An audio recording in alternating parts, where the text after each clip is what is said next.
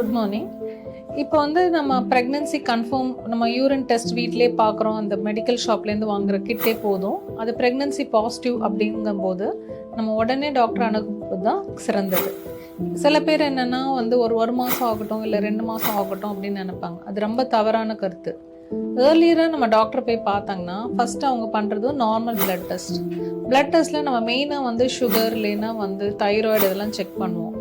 இப்போ சுகர் இல்லைன்னா தைராய்டெலாம் இருந்தால் அது உடனே கரெக்ஷன் பண்ணால் தான் வளரப்போகிற பேபிக்கு வந்து அந்த ஹைப்பர் கிளைசிமிக் என்விரான்மெண்ட்டில் இல்லாமல் அதே மாதிரி தைராய்டும் கரெக்டாக இருக்கும்போது தான் உடல் உறுப்பெல்லாம் கரெக்டாக வளர ஆரம்பிக்கும்.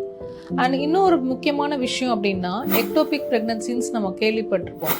யூட்ரஸ் இல்லாத இடத்துல வந்து கரு வளர்றது. இது ரொம்ப ஏர்லியாக ஸ்டேஜில் வந்து நம்ம வந்து பார்த்தாதான் ஸ்கேன் வழியாக இதை வந்து மெடிக்கலாகவே நம்ம ட்ரீட்மெண்ட் பண்ணோம்.